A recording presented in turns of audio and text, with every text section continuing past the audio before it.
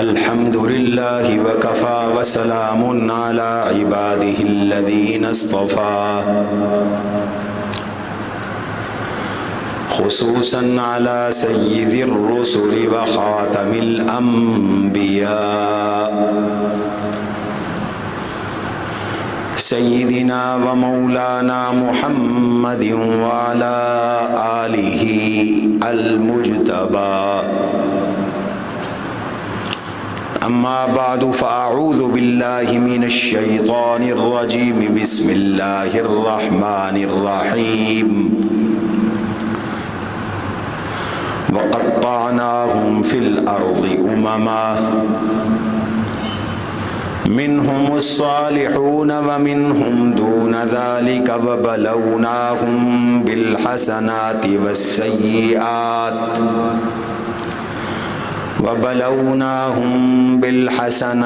والسيئات لعلهم يرجعون فخلف من بعدهم خلف ورثوا الكتاب يأخذون عرض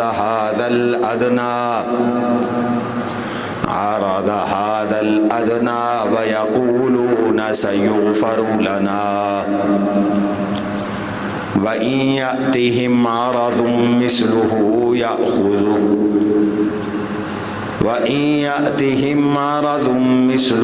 يأخذوه ألم يؤخذ عليهم ميثاق الكتاب ألا يقولوا على الله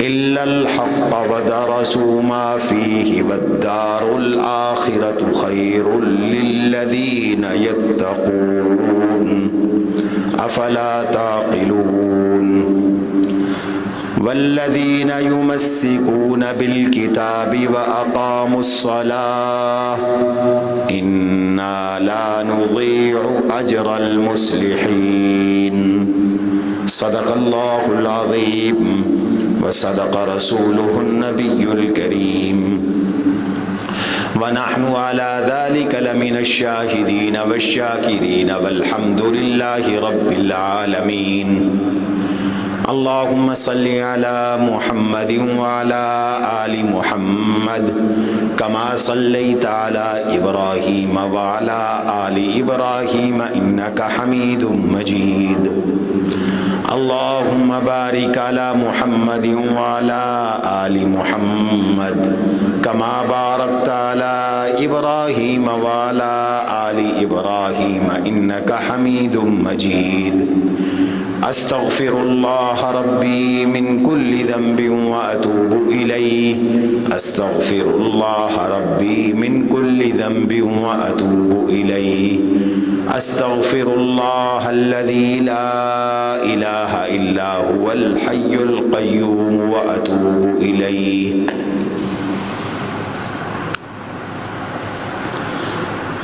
گرامی قدر سامعین اور عزیزان گرامی،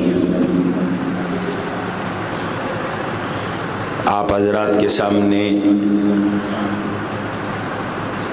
قرآن کریم کی سورہ اعراف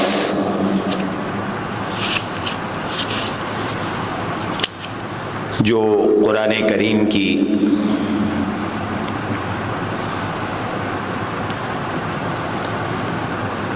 غالباً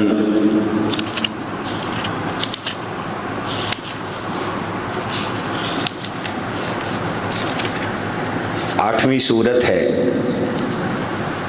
کی آیت نمبر 169 اور 170 تلاوت کی ہے۔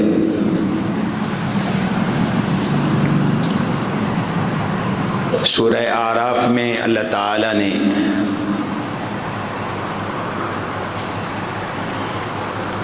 مختلف انبیاء علیہ السلام کے حالات بیان کیے۔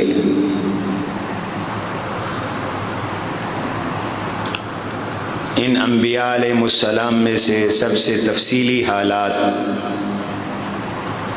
اللہ تعالی نے حضرت موسیٰ علی نبینا علیہ السلام اور ان کی قوم کے بیان کیے۔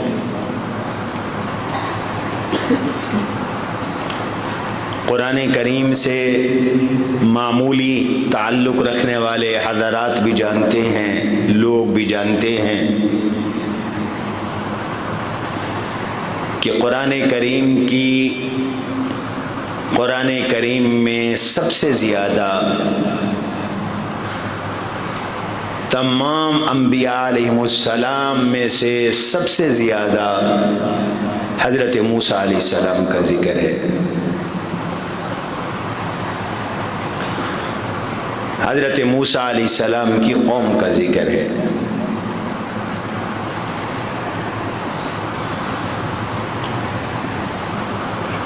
سیدنا موسیٰ علی نبینا وعلیہ الصلاۃ والسلام کا، ان کی قوم کا، پھر ان کی قوم میں دو طبقے ہیں، ایک فرعون اور اس کی جماعت، دوسرا خود بنی اسرائیل جو موسیٰ علیہ السلام پہ ایمان لانے والے تھے، ان یہودیوں کا اور بنی اسرائیلیوں کا اللہ نے قرآن میں جگہ جگہ تذکرہ فرمایا ہے، ذکر فرمایا۔ اور قرآن کریم کو قصے اور کہانیوں یا تاریخ کی کتاب نہیں ہے، دراصل قرآن کریم موعظت اور نصیحت اور ہدایت کی کتاب ہے۔ اس لیے اللہ تعالیٰ نے کوئی قصہ بطور کہانی کے، داستان کے، قصے کے قرآن میں بیان نہیں کیا، بلکہ جو بھی قصہ بیان کیا ہے اس انداز سے بیان کیا ہے، اور جتنا بیان کیا ہے اس اسلوب میں بیان کیا ہے کہ جس سے اس امت کو ہدایت ملے، رہنمائی ملے، نصیحت حاصل ہو۔ اس تناظر میں میرے اللہ نے قرآن کریم میں قصے بیان کیے، اور ان قصوں اور ان واقعات کی حکمت بھی خود قرآن نے بیان کی۔ لقد كان لقصصهم عبرة لأولي الأبصار، اللہ فرماتے ہیں ان کے قصوں میں دل والوں کے لیے، بصیرت والوں کے لیے عبرت ہے، سامان عبرت ہے، عبرت حاصل کرو، اپنی اصلاح کرو، اپنی رہنمائی کے لیے ان قصوں کو پڑھو۔ فاعتبروا یا اولی الابصار، بصیرت والو عبرت حاصل کرو۔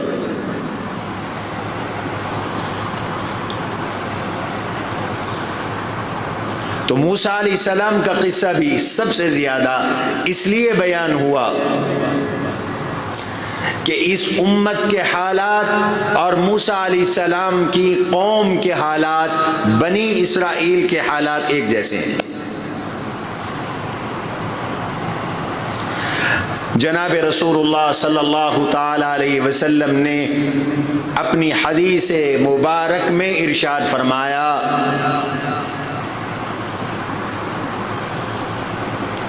لقد كان سنن فيما قبلكم، تم پر وہ حالات آئیں گے جو پچھلی قوموں پر حالات آئے، شبرا بشبر ذراعا بذراع، ایک ایک بالشت، ایک ایک ہاتھ بالکل برابر، ایک جیسے حالات ہوں گے۔ اور ایک حدیث میں جناب رسول اللہ صلی اللہ علیہ وسلم نے ارشاد فرمایا کہ تمہارے حالات اور بنی اسرائیل کے حالات ایک جیسے ہوں گے، بالکل ایسے جیسے طابق النال بالنال حذو النال بالنال، جیسے دو جوتے ہیں، تو جو جوتے ہیں دو پاؤں کے جوتے بالکل ایک سائز کے ہوتے ہیں، ایک جیسے ہوتے ہیں۔ ایک آدمی کے دو جوتوں میں فرق نہیں ہوتا، بالکل ایک جیسے ہوتے ہیں۔ فرمایا تمہارے حالات اور بنی اسرائیل کے حالات بھی بالکل ایک جیسے ہوں گے، اور دو مثالیں دی۔ ایک مثال میں جناب رسول اللہ صلی اللہ علیہ وسلم نے ارشاد فرمایا حتی ان الرجل اتا امہ علانیہ، اگر بنی اسرائیل میں بے حیائی پھیلی اور اس بے حیائی میں کسی شخص نے اعلانیہ اپنی ماں کے ساتھ منہ کالا کیا تو یہ میری امت میں بھی ہوگا۔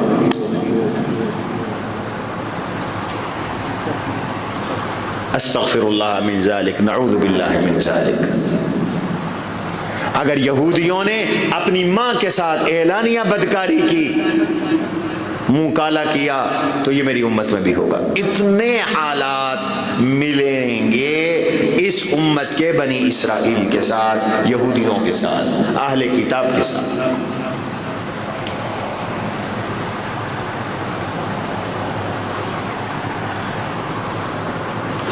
یہی وجہ ہے اللہ نے اس امت کی ہدایت کے لیے اور سمجھانے کے لیے بنی اسرائیل کی ناکامیوں کو ذکر کیا، ان کی نافرمانیوں کا ذکر کیا، ان کے عناد کا ذکر کیا، ان کے ظلم و ستم کا ذکر کیا، ان کی بدکاریوں اور بدعملیوں اور سیئات کا ذکر کیا، تاکہ یہ چیزیں اس امت میں پیدا نہ ہوں۔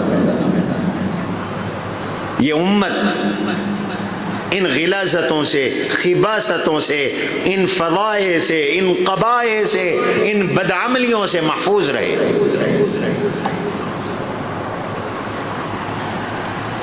اس لیے قرآن کریم نے موسیٰ علیہ السلام کی قوم کا کثرت سے تذکرہ کیا ہے۔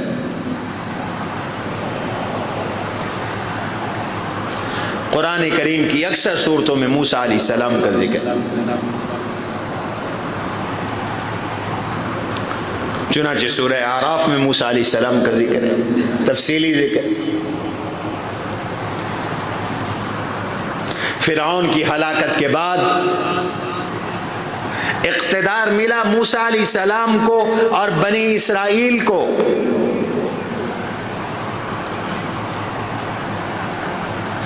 اللہ نے ان کے حالات بتائے۔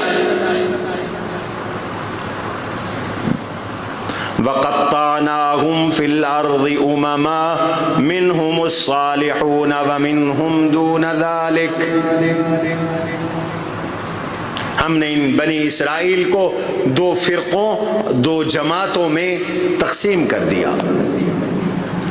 بنی اسرائیل میں دو طرح کے لوگ تھے، منہم الصالحون ومنہم دون ذالک، ان بنی اسرائیل میں کچھ نیک لوگ بھی تھے، ومنہم دون ذالک، کچھ بدکار اور برے لوگ بھی تھے۔ نیکوں کی تعداد ہر دور میں کم رہی ہے اور بروں کی تعداد ہر دور میں زیادہ رہی ہے۔ اس امت میں بھی اچھے لوگ ہیں، برے لوگ بھی ہیں، حالات ایک جیسے ہیں۔ وَقَطَّعْنَاهُمْ فِي الْأَرْضِ أُمَمًا، ہم نے زمین میں ان کو جماعتوں میں تقسیم کر دیا، دو جماعتیں بن گئی۔ منہم الصالحون، کچھ نیک تھے، ومنہم دون ذالک، کچھ نیک نہیں ہیں۔ جو نیک نہیں ہیں وہ کون ہیں؟ غیر صالح، بدکار، بد عقیدہ، بد عمل، گناہگار، فساق، فجار۔ اور اللہ کہتے ہیں اپنی عادت مبارکہ کے مطابق وَبَلَوْنَاهُمْ بِالْحَسَنَاتِ وَالسَّيِّئَاتِ لَعَلَّهُمْ يَرْجِعُونَ، ہم نے ان کو اچھے حالات بھی دیے، برے حالات بھی دیے، تاکہ یہ توبہ اور استغفار کرے اور اللہ کے دربار میں پلٹ آئیں، اللہ تعالی کے پاس واپس آ جائے، معافی مانگے اللہ سے۔ کبھی اچھے حالات، کبھی برے حالات، کبھی رزق کی تنگی، برے حالات ہیں، کبھی رزق کی فراخی، کبھی امن اور چین، کبھی خوف اور بے سکونی، بے چینی، کبھی خوشحالی، کبھی بدحالی۔ ہم نے دونوں طرح کے حالات دیے، کبھی یہ محکوم رہے، کبھی یہ حاکم رہے، کبھی فرعون کے ظلم کا شکار رہے، اور کبھی خود تخت پہ براجمان ہوئے۔ اللہ کہتے ہیں ہم اچھے حالات بھی اس لیے دیتے ہیں کہ مجھے یاد کرو، اور برے حالات بھی اس لیے دیتے ہیں تاکہ توبہ کرو، استغفار کرو، میری طرف پلٹو، گر گڑاؤ اور رب کو راضی کرو، اللہ تبارک و تعالی سبحانہ کو خوش کرو، گناہ ترک کرو، گناہ چھوڑو۔ یہ تو موسیٰ علیہ السلام کے زمانے کے بنی اسرائیل کا حال ہے۔ پھر اس کے بعد ایک اور نسل آئی ہے، اللہ نے یہودیوں کی اس نسل کا ذکر کیا۔ اگلی نسل بزرگوں کی اولاد، پیروں کی اولاد، مشائخ کی اولاد، علماء کی اولاد، نیک لوگوں کی اولاد، موسیٰ علیہ السلام کے صحابہ کی اولاد۔ فخلف من بعدهم خلف ورثوا الکتاب، ان کے بعد ان کے برے جانشین پیدا ہوئے جو تورات کے، اللہ کی کتاب کے وارث بنے۔ یہ برے جانشین تھے۔ تورات بہت بڑی کتاب ہے اللہ کی، قرآن کریم کے بعد آسمانی کتابوں میں سب سے بلند مرتبہ تورات کا ہے، یاد رکھو۔ اور ہمارا تورات پہ ایمان ہے۔ اللہ نے تورات کی تعریف کی ہے قرآن میں، اِنَّا أَنزَلْنَا التَّوْرَاةَ فِيهَا هُدًى وَنُورٌ، ہم نے تورات اتاری، اس میں علم بھی تھا، عمل کا نور بھی تھا۔ یحکم بہا النبیون الذین اسلموا، اس تورات کے ساتھ اللہ کے نبی فیصلے کرتے رہے۔ اللہ کی زمین پہ تورات نافذ رہی، تورات کے ساتھ اللہ کی زمین پہ فیصلے ہوتے رہے۔ اس تورات کو 4000 نبیوں کی کتاب قرار دیا گیا۔ نبی بدلتے رہے، کتاب ایک رہی۔ پورا ایک دور ہے تورات کا جس کو اللہ نے قرآن کریم کی سورہ، غالباً سورہ مائدہ میں بیان کیا ہے۔ اور اللہ نے یہ بھی اعلان کیا، من لم يحكم بما انزل اللہ فاولئک هم الکافرون ومن لم يحكم بما انزل اللہ فاولئک هم الفاسقون ومن لم يحكم بما انزل اللہ فاولئک هم الظالمون۔ یہ 3 جملے ہیں۔ جو اللہ کی کتاب کے مطابق فیصلہ نہ کریں وہ ظالم ہیں، وہ فاسق ہیں۔ ایک جگہ فرمایا وہ کافر ہیں، یعنی اگر ان کا اعتقاد اللہ کی کتاب کے مطابق فیصلہ کرنے کا نہیں ہے تو وہ کافر ہے۔ جس طرح کوئی کہے کہ نماز مجھ پہ فرض نہیں ہے تو وہ کافر ہے، ایسے جو قرآن کے اللہ کی کتاب ہونے کا یا اس کے اللہ کی کتاب سے فیصلے کرنے کا ایمان نہیں ہے تو وہ کافر ہے۔ لیکن اگر کوئی عملی کوتاہی سے نماز نہیں پڑھتا تو وہ فاسق ہے، کافر نہیں ہے۔ اس لیے اگر کوئی عملی کوتاہی کے ساتھ اللہ کی کتاب کے مطابق عدالتوں میں فیصلے نہیں کر رہا تو وہ کافر نہیں، وہ گناہگار ہے۔ انہیں کوشش کرنی چاہیے کہ عدالتوں میں اسلامی نظام آئے۔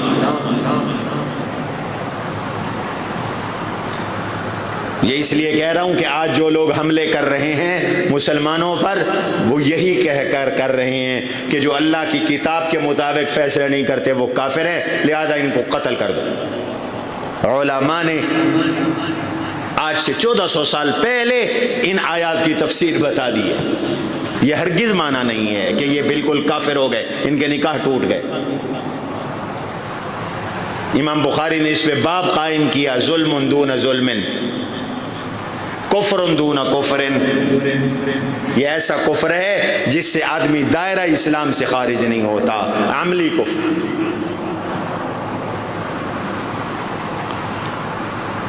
برے جانشین آ گئے، فخلف من بعدہم خلف ورثوا الکتاب۔ اب تورات کے وارث وہ بنے جو برے جانشین تھے۔ اس مقام پر ان برے جانشینوں کی دو گندی عادتوں کو بیان کیا، اور دوسری آیت میں دو مزید ان کی عادت سو کو بیان کیا، بری عادات کو بیان کیا، خوئے بد کو بیان کیا۔ کتاب اللہ کے وارث ہیں، مذہبی ٹچ ہے، کہتے ہیں ہم تورات کے وارث ہیں۔ یہاں بیان کیا، لیکن کرتوت کیا ہیں؟ کہتے ہیں ہم کتاب اللہ کے وارث ہیں، لیکن ان کے کرتوت یہ ہے، یاخذون عرض ھذا الادنی، رشوت خور ہے، پیسے لے کر مسئلے بدلتے ہیں، اپنے مالی مفادات کی خاطر اپنی منہ بند رکھتے ہیں، زبانیں گنگ ہو جاتی ہیں، حق نہیں کہتے۔ مال آنا چاہیے، فتویٰ فروش ہیں، دین فروش ہیں۔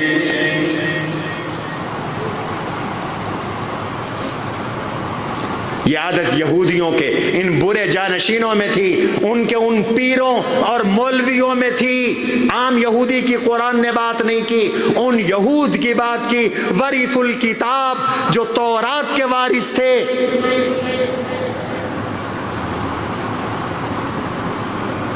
تورات کے وارث تھے اور تھے رشوت خور۔ یاخذون عرض ھذا الادنی، قرآن کہتا ہے وہ اس ادنا، گھٹیا دنیا کا سامان لیتے ہیں، اور ساتھ یہ بھی کہتے ہیں ہم سے گناہ ہو گیا، اللہ ہمارے گناہ معاف کر دے۔ وَيَقُولُونَ سَيُغْفَرُ لَنَا، کہتے ہیں ہمیں اللہ معاف کر دیں گے، کوئی بات نہیں، اللہ معاف کر دیں گے۔ رشوت بھی لیتے ہیں، ساتھ دعائیں بھی کرتے ہیں، رشوت بھی لیتے ہیں اور ساتھ عمرے بھی کرتے ہیں، رشوت بھی لیتے ہیں، ساتھ حج بھی کرتے ہیں، رشوت بھی لیتے ہیں، کہتے ہیں ہم غریبوں کی خدمت بھی کر رہے ہیں، رشوت بھی لیتے ہیں، مسجدیں بھی بناتے ہیں، مسجدوں کے کمیٹیوں کے چیئرمین بھی ہیں۔ یہ طریقہ آج سے نہیں، یہ یہودیوں کے دور سے چلا آ رہا ہے۔ اللہ نے کہا یہ تورات کے وارث ہیں، رشوت لیتے ہیں اور کہتے ہیں سیغفر لنا، اللہ ہمارا یہ گناہ بخش دیں گے۔ جھوٹی آرزویں، جھوٹی تمنائیں قائم کی ہوئی ہیں، اصرار علی المعصیت کر رہے ہیں، گناہوں پہ ڈٹے ہوئے ہیں، جمے ہوئے ہیں۔ آدمی سے گناہ ہو جائے، توبہ کرے، اللہ معاف کر دیتا ہے، بشرطے کہ اس گناہ پر آدمی اصرار نہ کرے، جمے نہ۔ اور یہ گناہ پر جمے ہوئے بھی ہیں، ساتھ مغفرت کی امید بھی لگائے ہوئے ہیں۔ وَيَقُولُونَ سَيُغْفَرُ لَنَا، ہمیں معاف کر دیا جائے گا۔ اب توبہ کر لی تو گناہ سے رک جاؤ نا، لیکن رکتے نہیں، بلکہ کیا کہتے ہیں وَإِن يَأْتِهِمْ مَرَضٌ مِثْلُهُ يَأْخُذُوهُ، توبہ کر لی، پھر مڈی آ گئی، پھر لے لی۔ پھر مال آ گیا رشوت کا، پھر لے لیا۔ تفسیروں میں لکھا ہے کوئی جج ایسا نہیں تھا، کوئی قاضی بنی اسرائیل کا ایسا نہیں تھا جو رشوت کے بغیر فیصلہ کرتا۔ ہر جج پیسے لے کے فیصلے کرتا تھا۔ اور میں پہلے بتا چکا ہوں یہ واقعات اس لیے بتائے گئے کہ اس امت کو رہنمائی حاصل ہو۔ اس امت کے اور بنی اسرائیل کے حالات حضور نے فرمایا ایک جیسے ہوں گے۔ آج بھی دیکھ لو، تھانے میں رشوت، کچہری میں رشوت، عدالت میں رشوت، دفتر میں رشوت، پارلیمنٹ میں رشوت، ایوانوں میں رشوت، اور تمام کے تمام محکموں میں رشوت، بالکل ایک جیسے حالات ہو گئے۔ داڑیاں بھی ہیں، صبح صبح بعض افسر دفتروں میں آتے ہیں، قرآن کھول کے بیٹھے ہیں، تلاوت بھی کرتے ہیں، اور دن بھر دبا کے رشوتیں لے رہے ہیں، اور یہ امید بھی لگائی ہوئی ہے ہم نیک لوگ ہیں، اللہ ہمیں معاف کر دیں۔ یہ امیدیں بھی لگائی ہوئی ہیں۔ اسی کا ذکر فرمایا، یہ یہودیوں کی عادت تھی۔ فخلف من بعدهم خلف ورثوا الكتاب ياخذون عرض هذا الادنى ويقولون سيغفر لنا وان ياتهم عرض مثله ياخذوه۔ پھر مال آتا ہے پھر لے لیتے ہیں، پھر مال آتا ہے پھر لے لیتے ہیں۔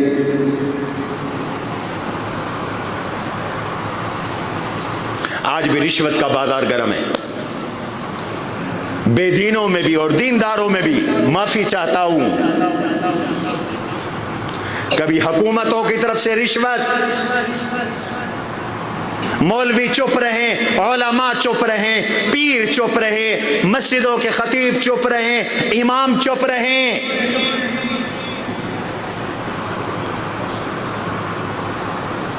وظیفہ لے لو، فلاں مفاد لے لو، فلاں مفاد لے لو، فلاں مفاد لے لو،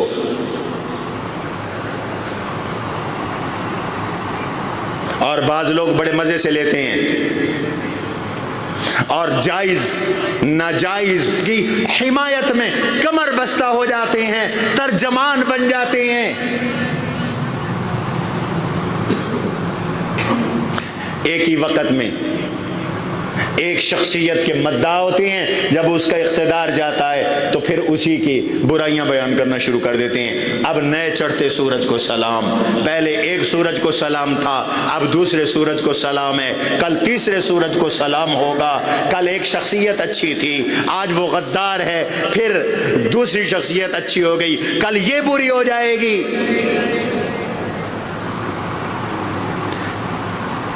یہ اہل ایمان کا طریقہ نہیں ہے، ہمارے اکابر کا طریقہ نہیں ہے، اللہ والوں کا طریقہ نہیں ہے۔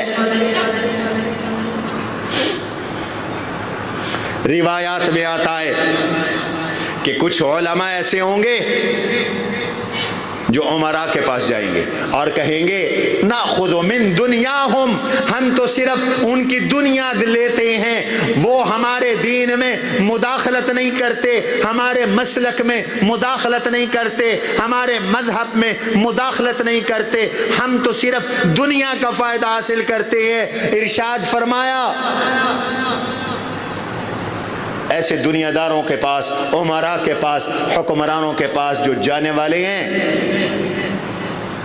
ان کو یہ بتا دو جیسے کانٹے کے پاس جا کر کانٹے سے بچنا مشکل ہے، ایسے ان لوگوں کے پاس جا کر دین کو بچانا مشکل ہے۔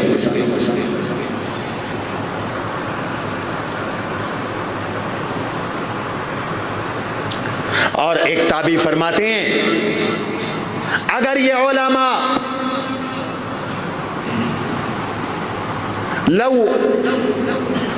اگر یہ علماء ان دنیا داروں سے اور حکمرانوں سے اجتناب اختیار کر دے، لسادو اہل زمانہم، تو اپنے زمانے کے سب لوگوں کے سردار ہوتے، سب کے سردار ہوتے۔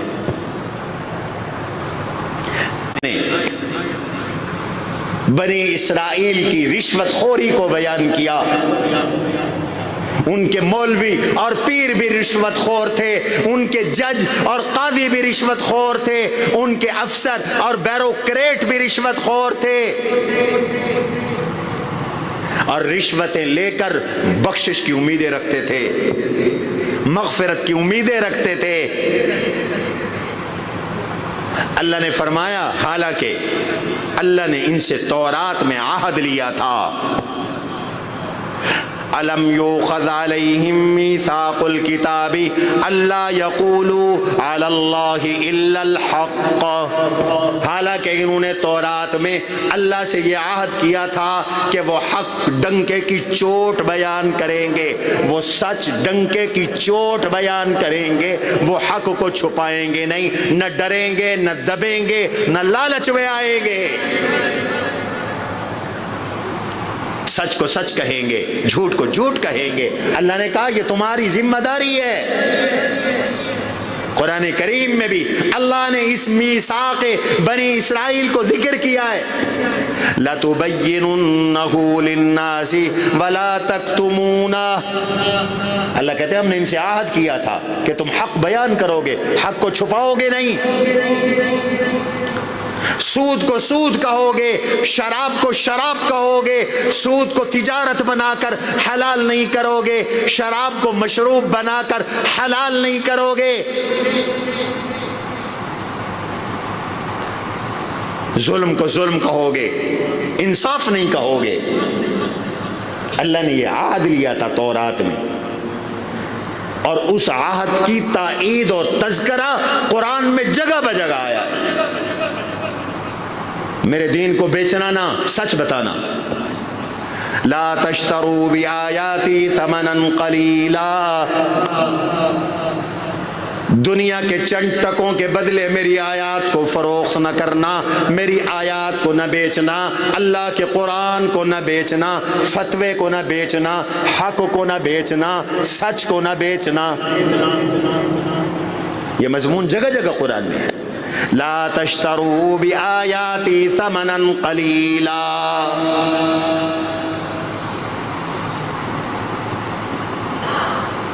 ابن عباس کہتے ہیں پوری دنیا اور دنیا کا تمام سرمایہ اور دولت مل کر اللہ کی نظر میں مچھر کے پر کے برابر ہے۔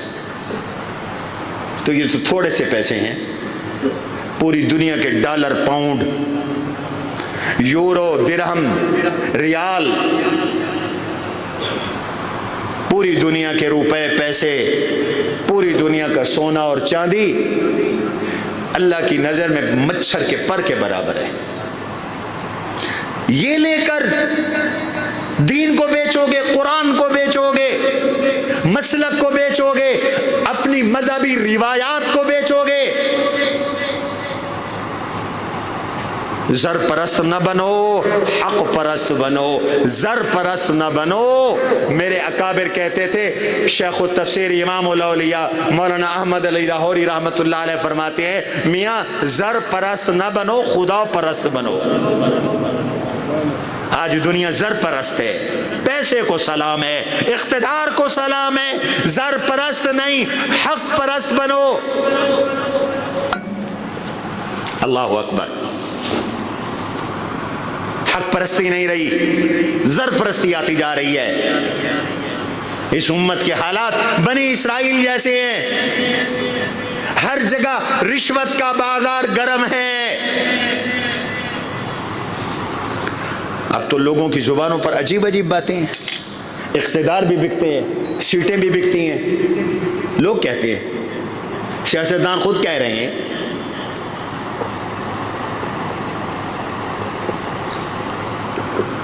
فیصلے بکتے ہیں۔ لوگ کہتے ہیں بابا وکیل نہ کرو، جج کر لو۔ وکیل کو فیس بننے کی کیا ضرورت ہے، جج کو ہی خرید لو اتنے پیسوں میں، نعوذ باللہ من ذالک۔ قتل کے مقدمے ہڑپ ہو رہی ہیں، ظالم مظلوم بن گیا، مظلوم ظالم بن گیا ہے۔ کسی بھی دفتر میں چلے جاؤ، پتہ چل جائے یہ مولوی صاحب آ گیا ہے، پیسے دینے والا نہیں، تو ایسی طبیعت ان کی خراب ہو جاتی ہے جیسے پیٹ میں درد پڑ گیا ہو۔ رشوت کو اب حق سمجھ کر کھایا جا رہا ہے، حق سمجھ کر لیا جا رہا ہے۔ اللہ نے فرمایا میں نے تو ان یہودیوں سے عہد لیا تھا تورات میں کہ تم اللہ پہ سچ بولو گے، حق بات کرو گے۔ وَدَرَسُوا مَا فِيهِ، تورات میں اللہ کی کتاب میں بھی یہ درس موجود ہے جس کو یہ خود پڑھ بھی چکے ہیں۔ اور پھر آخر میں بڑی پیاری بات کی، او پیسوں کے پجاریوں، وَالدَّارُ الْآخِرَةُ خَيْرٌ لِّلَّذِينَ يَتَّقُونَ أَفَلَا تَعْقِلُونَ۔ دنیا سب کچھ نہیں ہے، پیسہ سب کچھ نہیں ہے، دولت سب کچھ نہیں ہے، آخرت کا گھر جنت اور روز حشر کامیابی یہ سب سے بہتر ہے، لیکن یہ ملے گی تقوی والوں کو، ایمان والوں کو، اعمال والوں کو، رزق حلال والوں کو، حق کہنے والوں کو، نہ ڈرنے والوں کو، نہ جھکنے والوں کو، نہ دبنے والوں کو۔ وَالدَّارُ الْآخِرَةُ خَيْرٌ لِّلَّذِينَ يَتَّقُونَ۔ اب تمہاری مرضی جنت لے لو یا رشوتوں کے ساتھ اپنا جہنم، پیٹ کا جہنم بھر لو۔ یہ برے جانشین ہیں، رشوت خور،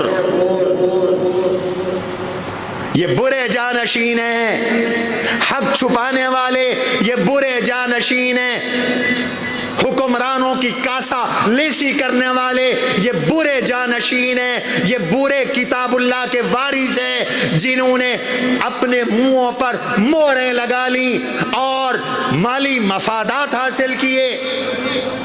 یاخذون عرض هذا الادنى، اور ساتھ یہ امیدیں بھی لگائیں، اور کیا کہتے ہیں، سیغفر لنا۔ یہ برے جانشین ہیں۔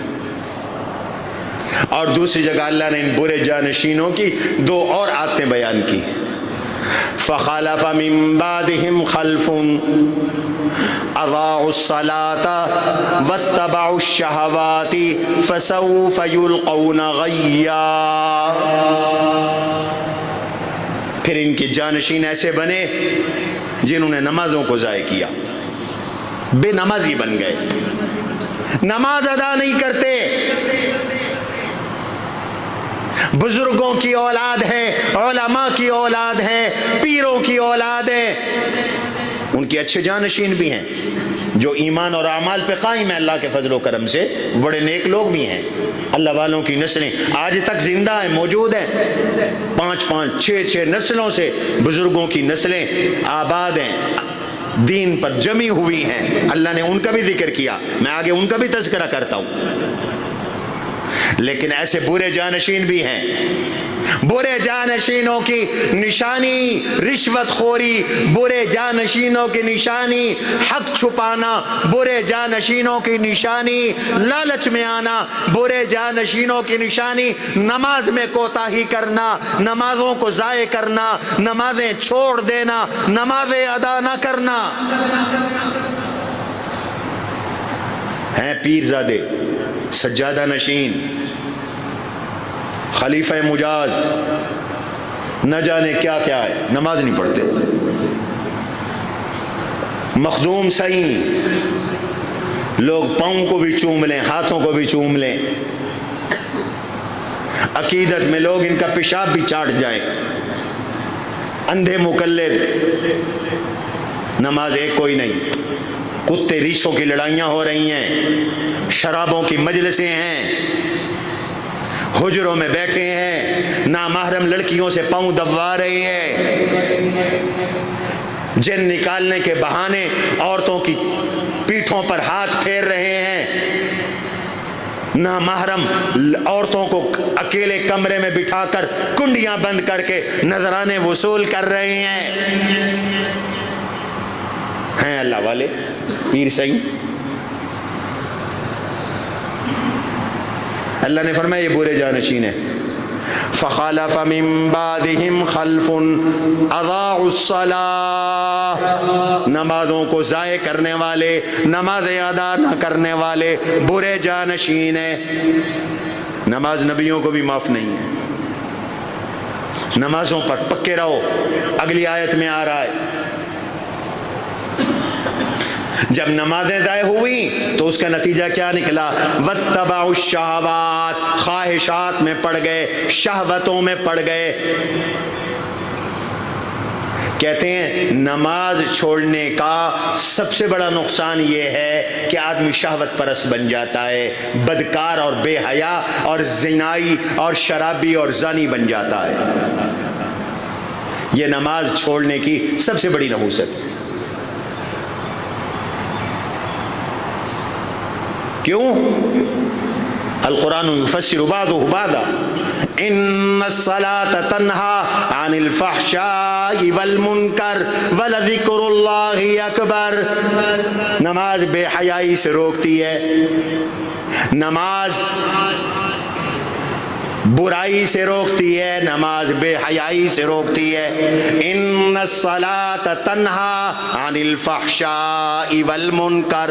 اور جب نماز ضائع کی تو پھر بے حیائی بھی آ گئی، بدکاری بھی آ گئی، شہوت رانی بھی آ گئی، خواہش پرستی بھی آ گئی، جنسی ہوس پونا بھی آ گیا. اب جنسی طور پر یہ درندہ ہے.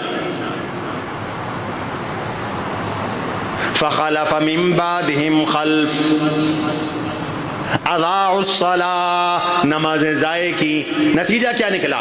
واتبعوا الشہوات، شہوت پرستی میں پڑ گئے. فسوف یلقون غیا، اب یہ جہنم میں جائیں گے. قرآن کہہ رہا ہے یہ برے جانشین. اللہ اچھے جانشین کون ہے؟ اللہ نے اچھے جانشینوں کی اوصاف بھی بیان کی. فرمایا ان کے اچھے جانشین کتاب اللہ کے سچے وارث، اور کتاب اللہ کے سچے جانشین وہ ہیں والذین یمسکون بالکتاب، جو اللہ کی کتاب کو سینے کے ساتھ لگا کر مضبوطی سے تھام لیتے ہیں. قرآن کو تھامو مضبوطی کے ساتھ، قرآن سے دوستی کرو. والذین یمسکون بالکتاب، قرآن کے ساتھ دوستی، قرآن کو تھامنا، قرآن کی تلاوت کرنا اور روز کرنا اور معمول بنانا اور قرآن کریم کو سمجھنا اور قرآن کو اپنے دل میں اتارنا اور قرآن پہ عمل کرنا اور قرآن کو پھیلانا، قرآن کی تبلیغ عام کرنا، قرآن کی تعلیم عام کرنا، اللہ کے قرآن کو گلی گلی کوچا کوچا پہنچانا. یہ سچے جانشین ہیں، یہ کتاب اللہ کے صحیح وارث ہیں جو قرآن کی تعلیم پر کوئی سودے بازی نہیں کرتے. کوئی راضی ہو ناراض ہو، قرآن کا درس رہے گا، قرآن کی تعلیم رہے گی. اس لیے آج دنیا کا سب سے بڑا دباؤ ان مدارس پر. مدرسے ختم کرو، مدرسے بند کرو، اور اگر مدرسے بند نہیں ہوتے تو ان کو سکول بنا دو، ان کے ماحول بدل دو، ان کے کلچر بدل دو. 2019 سے ہمیں پیشکش ہو رہی ہے حکومت کی طرف سے کہ جی میٹرک کراؤ سکولوں میں اور 2 استادوں کی تنخواہ ہم سے لے لو. ہم نے کہا میٹرک ہم خود کرائیں گے، ہم آپ سے تنخواہ نہیں لیں گے. ہمیں پتہ ہے کہ تم تنخواہ کیوں دینا چاہتے ہو. ہمیں تنخواہ دے کر تم اپنے قوانین کے پیچھے لگا کر ہمارے مدرسوں کا نظام اور ہمارے تعلیمی نظام میں دخل اندازی چاہتے ہو. وہ ہمیں کسی صورت قبول نہیں ہے، وہ ہم برداشت نہیں کرتے. اس لیے کہ ہمارا فریضہ قرآن کی تعلیم ہے، ہمارا فریضہ حدیث کی تعلیم ہے. تو ارشاد فرمایا قرآن کو، اللہ کی کتاب کو اور اس زمانے میں تورات کو مضبوطی سے تھامنے والے والذین یمسکون بالکتاب واقاموا الصلاۃ، جن لوگوں نے اللہ کی کتاب کو مضبوطی سے تھاما اور نماز قائم کی. وہاں فرمایا تھا وہ برے جانشین ہیں جنہوں نے نمازوں کو ضائع کیا. یہاں فرمایا وہ نیک لوگ ہیں، اچھے جانشین ہیں جنہوں نے اللہ کی کتاب کو مضبوطی سے تھاما اور نماز قائم کی. اللہ نے نماز کی بات کی ہے، بار بار کی ہے، عام کے لیے بھی کی ہے، خاص کے لیے بھی کی ہے، علماء کے لیے بھی کی ہے، پیروں کے لیے بھی کی ہے، فقیروں کے لیے بھی کی ہے، وزیروں کے لیے بھی کی ہے، مردوں کے لیے بھی کی ہے، عورتوں کے لیے بھی کی ہے۔ نماز سب پر فرض ہے، اس نماز پہ ڈٹ جاؤ، ڈٹ جاؤ اس نماز پر۔ اللہ نے اپنے نبی سے کہا وَأْمُرْ أَهْلَكَ بِالصَّلَاةِ وَاسْتَبِرْ عَلَيْهَا لَا نَسْأَلُكَ رِزْقًا۔ میرے نبی اپنے گھر والوں کو نماز کا کہیں، اہل بیت کو نماز کا پابند کریں۔ جب نبی کے اہل بیت نماز کے پابند ہیں تو آج کا سید زادہ کہے کہ مجھ پر نماز معاف ہے، میں اس کو سید زادہ مانوں گا؟ قرآن کہتا ہے میرے حبیب اپنے آل بیت کو نماز کا پابند بنائیں۔ وَأْمُرْ أَهْلَكَ بِالصَّلَاةِ وَاسْطَبِرْ عَلَيْهَا، خود بھی نماز پر جمے رہیں، ڈٹے رہیں، نماز کے ساتھ دوستی کریں، نماز کے ساتھ یاری لگائیں۔ دنیا ادھر سے ادھر ہو جائے، نماز نہیں جانی چاہیے، نماز ضائع نہیں ہونی چاہیے۔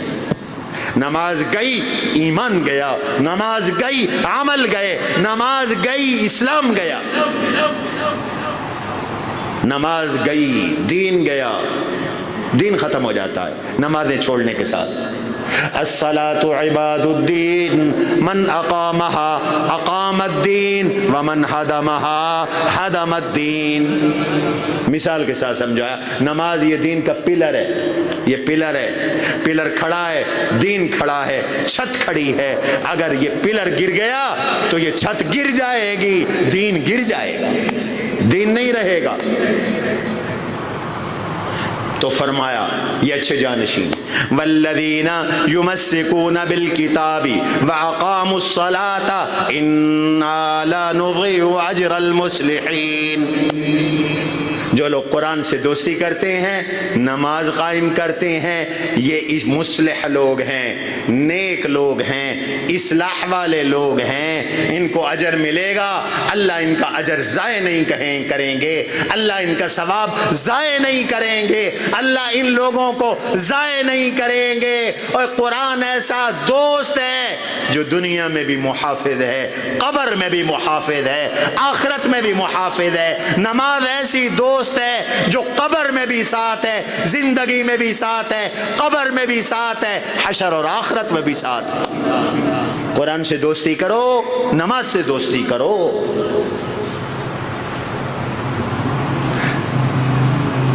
الصلاۃ نور، حدیث میں آتا ہے نماز نور ہے۔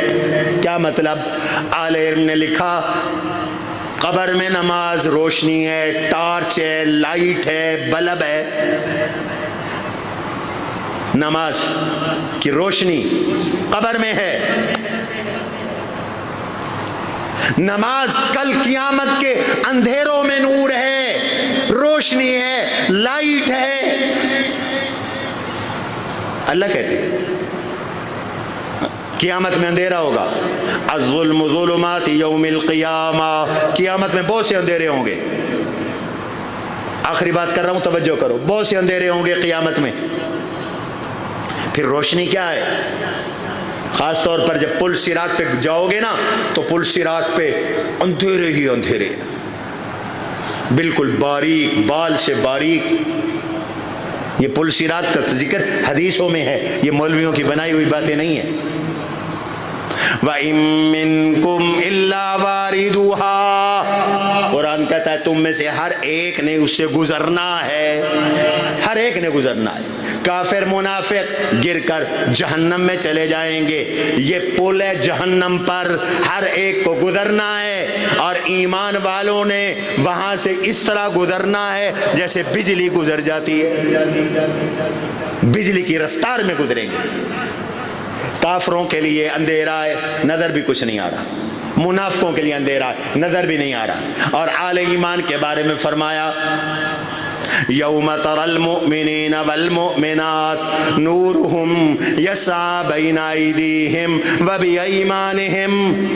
मेरे हबीब आप देख लेंगे अपनी आंखों के साथ इन कलमा पढ़ने वाले कुरान नमाज वाले मर्दों को, कुरान नमाज वाली औरतों को, जब ये पुल सिरात से गुजर रही हैं, नूरुहुम यस्आ, इनके आगे नूर है, ये उस नूर में रोशनी में दौड़ते जा रहे हैं, बैना अयदीहिम व बिअयमानिहिम, इनके दाएं नूर है, इनके बाएं नूर है, और ये तेजी के साथ गुजर रहे हैं। हदीस में आता है, कुरान कहता है, जब इनकी रोशनी चमकेगी तो मुनाफिक भी पीछे चलेंगे। मुनाफिक क्यों? पास तो न कुरान है, न नमाज है, न ईमान है, न नमाज है। मुनाफिक तो नमाज नहीं पढ़ता ना, काफिर तो नमाज नहीं पढ़ता, तो मुनाफिक कहेगा क्या? कहेगा मुनाफिक ईमान वालों से कहेगा, एक ही महल्ले के लोग होते हैं, एक ही आबादी, जानने वाले, उन्जुरूना नक़तबिस मिन नूरिकुम क़ील इरजिऊ वराअकुम फल्तमिसू नूरा। और मियाँ जरा खड़ खड़, ठहर जा, तेरे पास नमाज का नूर है, हम तेरे नूर में तेरे पीछे पीछे चलना चाहते हैं। उन्जुरूना नक़तबिस मिन नूरिकुम, जरा हमारी तरफ तवज्जो करो, हम तुम्हारे नूर से ले। आवाज़ आएगी, ओ जाओ जा, ओ मुनाफिक जा, काफिर जा, बेनमाजी जा। क़ील इरजिऊ वराअकुम, ये नूर यहाँ नहीं मिलता, ये दुनिया की नमाज में मिलता है। जा, दुनिया में जा सकता है तो दुनिया में जा, और दुनिया में जाकर नमाज अदा कर। दुकान पे बैठा है सुबह से शाम तक, अल्लाह का रिज़्क आ रहा है, आज़ान आ रही है, शर्म नहीं आती, गाने बंद नहीं होते। 4 कदम पे मस्जिद है, मस्जिद में आने की तौफीक नहीं होती। कैसा रिज़्क हलाल है, उसको नाराज न करो। यही आवाज लगेगी, क़ील इरजिऊ वराअकुम, दुनिया में जा, फल्तमिसू नूरा, वहां से जाके नमाज अदा करके ये नूर लेके आ। फ़ज़ुरिब बैनहुम बिसूर, अब मुनाफिक और ईमान वाले के दरमियान अल्लाह दीवार और पर्दा डाल देंगे। मुनाफिक अलग हो जाएंगे, ईमान नमाज कुरान और वाले अलग हो जाएंगे। नमाज का नूर है भाई, नमाज की पाबंदी करो, कुरान की पाबंदी करो, बच्चों को कुरान पढ़ाओ, बच्चों को हाफिज बनाओ, बच्चियों को हाफजा बनाओ, बच्चों को आलिम बनाओ, बच्चियों को आलिमा बनाओ। अल्लाह की कसम ये अच्छे जानशीन है। अल्लाह ने ये 2 अमल बयान किए, वल्लज़ीना, साफ फरमा दिया, अल्लाह अकबर, युमस्सिकून बिल किताब, कुरान को मजबूती से थामने वाले, व अक़ामुस्सलाह, नमाज कायम करने वाले।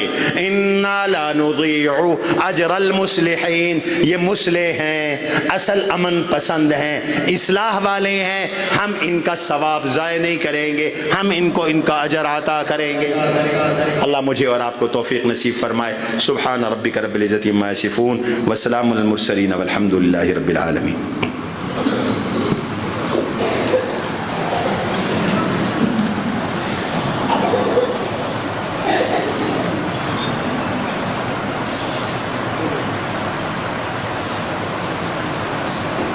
قد عظمت فللأمجاد بانيها ومن يسعى إلى العليا بما فيها